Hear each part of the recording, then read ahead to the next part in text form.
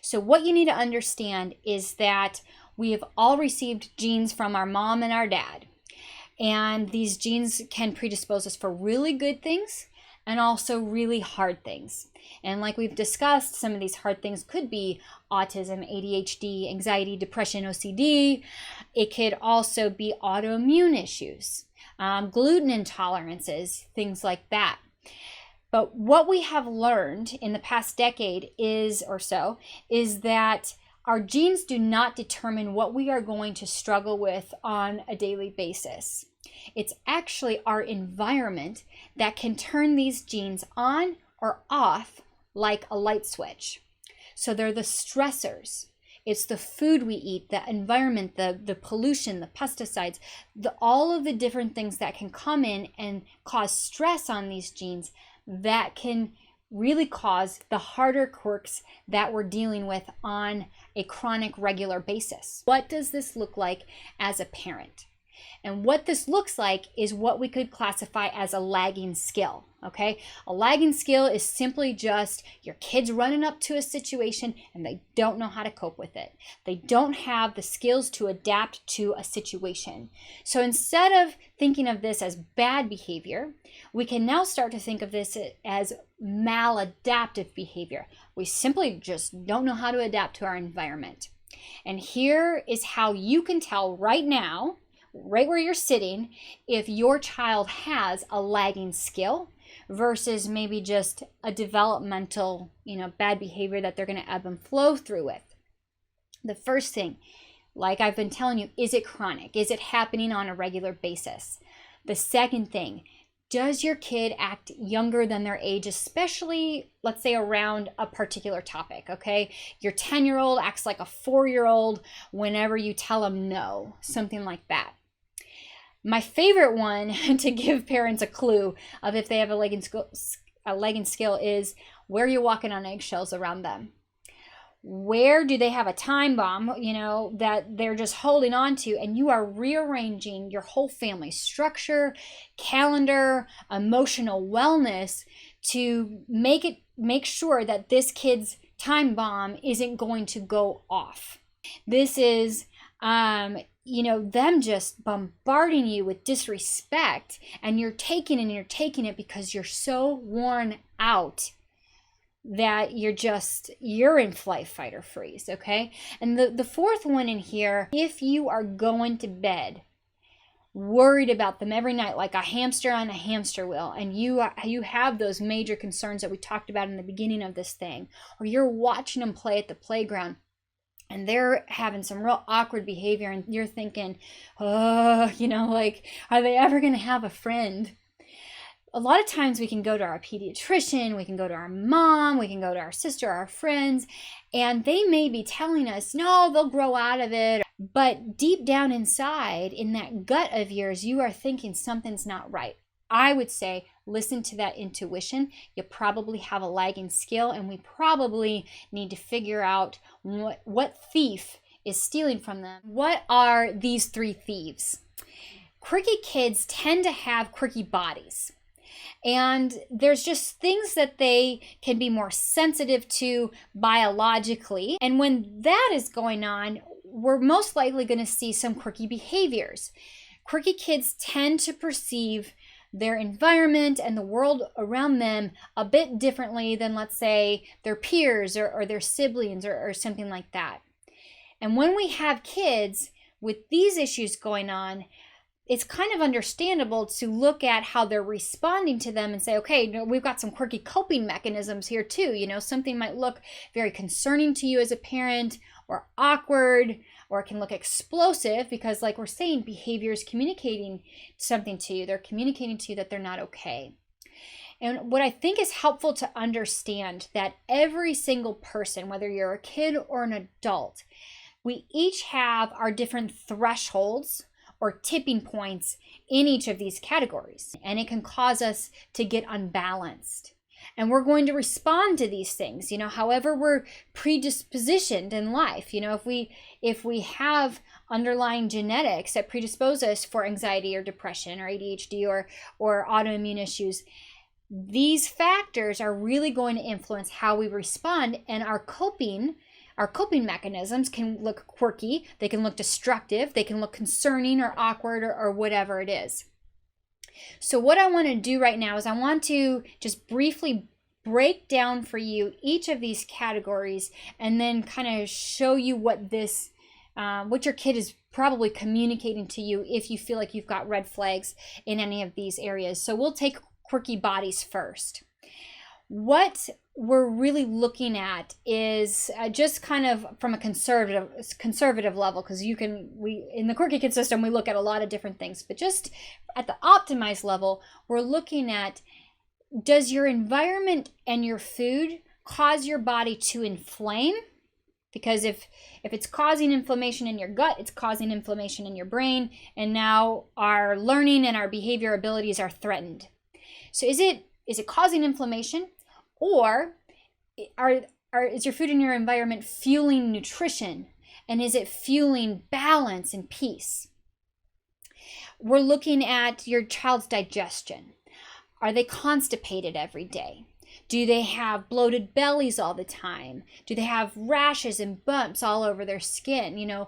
What is their daily health like? Are you even able to meet their core needs? Are they even eating enough foods or enough nutritious foods? Are they eating enough protein? Are there infections that you are dealing with all the time? How is their health? Is there mucus always running from their nose? Are they a strep carrier? Are they never sick? And we're looking at the sleep of this child. Sleep is essential for our behavior and our learning to be in tip-top shape. And so there's 3 categories that I like to look at. Are they waking up every morning too daggum early? Okay, are they waking up an hour or 2 before everybody else and not getting enough hours of sleep in? Or are they going to bed way too late? Okay, it takes you, a couple hours to get them down. They're in your bed every night, in that category. Or one that's a little bit more hidden, that's harder to tell, especially for older kids, is, are they getting a good, deep, restful sleep? Are they moving all over the bed and covers are going everywhere, and then you find them, instead of, head on a pillow, head at the end of the bed? This is a child whose sleep definitely needs to be optimized for them to be at full capacity, to even be able to handle any of the real stressors that are coming at them. So what is this communicating to you? What are your kids' behaviors communicating to you if you're kind of screaming, yes, we have some of those issues? What they're saying to you is, Mom or Dad, I need more support. Something's not going right in my body. It might just be a very simple thing. I might just need kind of like a reset in my body, or I might need some, higher level things. All I know is, please take step 1 to optimize my body because I want to do better. The other thing that they're saying is, I actually can't do better with anything until you take the first step for me. And unfortunately, what this might also be suggesting is, if your kid is having issues, you might be having issues as well, or your spouse or your kids, because our genetics are often shared, not in every family, but in many families. And if your kid is struggling, you might be struggling too. How's your energy?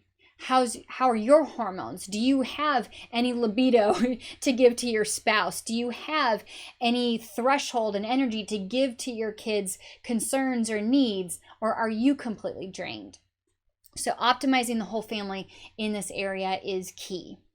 Now, this next thief that can come in and steal abilities is what we call sensory integration issues. And some of you may have heard this word. It is very much the big buzzword in schools and in the behavior world. But there's a little bit of a learning curve to this. So let me just kind of break this down for you and hopefully bring some sense to it. Sensory integration is just how the world comes at you in the different environments that you run into every day. So from when you're in this room to when you walk into that room to when you get in the car and you go to the grocery store and you go to school, you're in all of these different environments. And there's sensory stimuli that come at you. It's everything you hear, you see, you taste, you touch, you smell.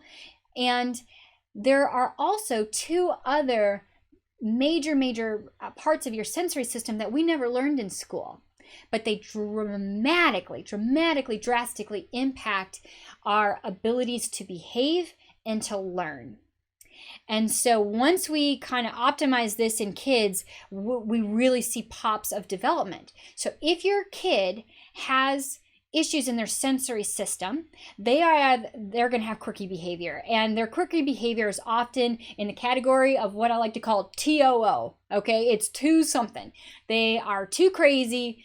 They are too lazy. They're too ho-hum. They're too hard to rouse, and when you do rouse them, their behavior can be real impulsive, or they can be experiencing way too much pain in life with different stimuli coming at them, or too much pleasure. They can't get enough of it. They're awkward. They're like, okay, this is embarrassing. Like, stop doing what you're doing. Like, relax a little bit. You're getting too crazy. So what does this look like in your home? Spatial awareness.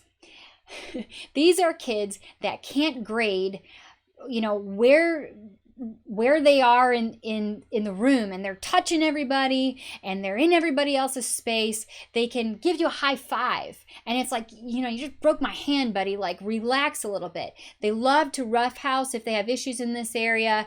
When they go to school, and they're writing, some of them will just write so hard that their hand will fatigue quick. They'll get tired out easy. They might rip the paper. They're always chewing on a pencil. They're always doing something too much. So many kids, like I said, with sensory issues have fine motor issues, and we get into this in the optimized training of why, and we really start to dissect this more so that we can start to help teachers better equip their kid to learn.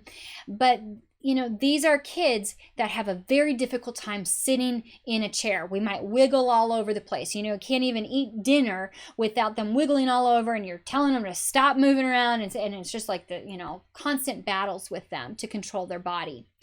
They can be a ticking time bomb. They can be particular about everything. The clothing on their skin. They can be particular about people getting in their space. No, I can give you a hug, but you can't give me a hug. And it's just like you're walking on eggshells around them.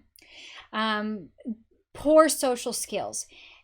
If you walk into a room and it's really loud in there, and it should just register in your central nervous system that, okay, this is cool. It's a fun room and everybody's having fun and I can relax and talk to other people.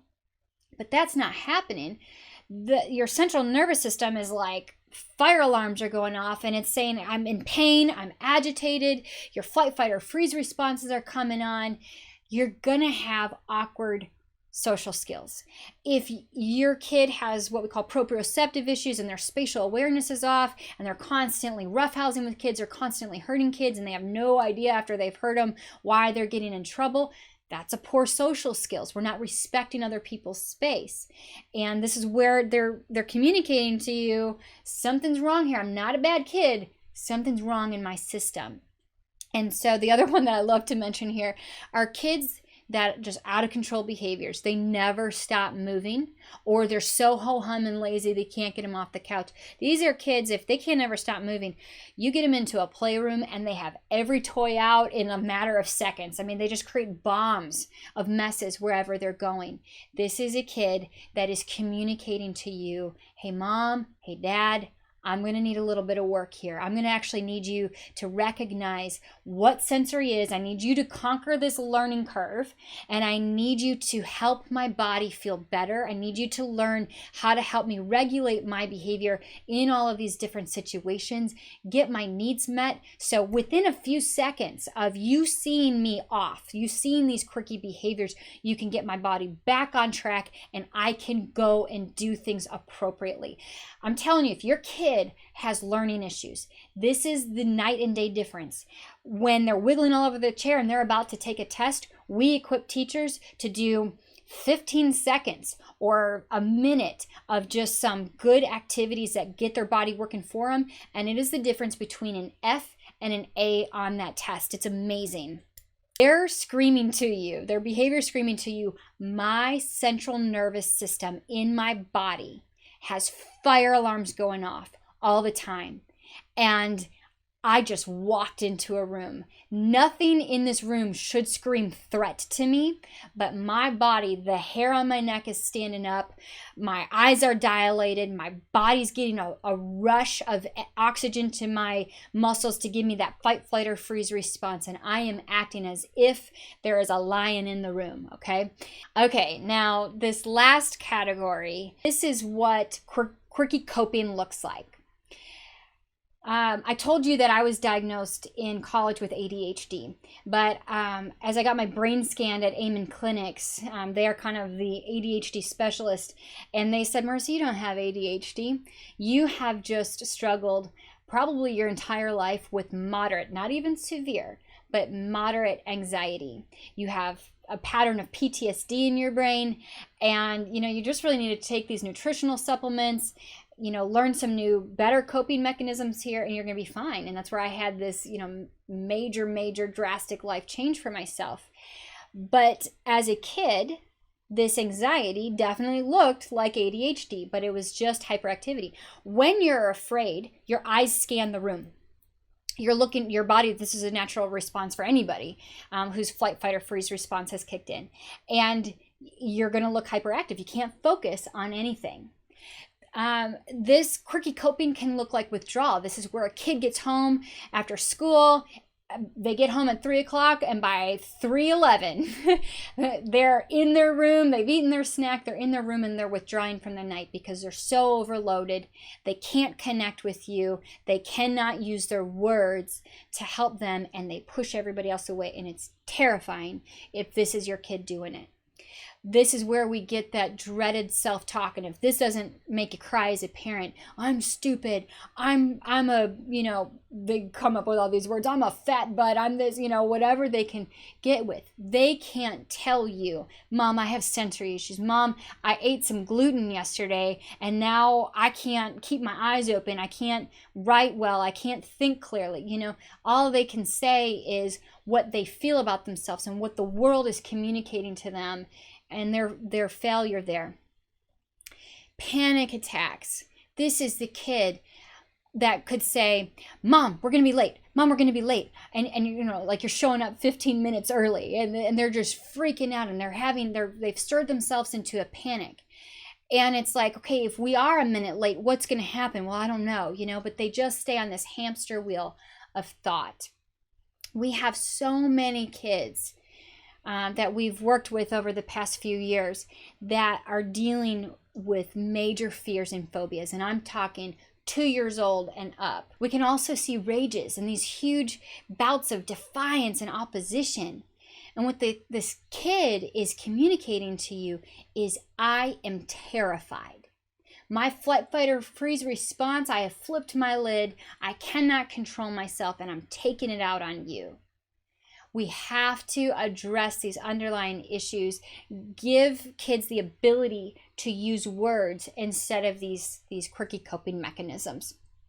So if this is your kid, if you're screaming yes to any of these categories, they are telling you, I want to do better. I want to do better, but I can't until somebody teaches me how. Now, all of this information is really, really good. But it can also feel very overwhelming, especially if your kid's real quirky and you've got lots of red flags in this. And what I want to tell you, if that is you, your kid is going to be okay.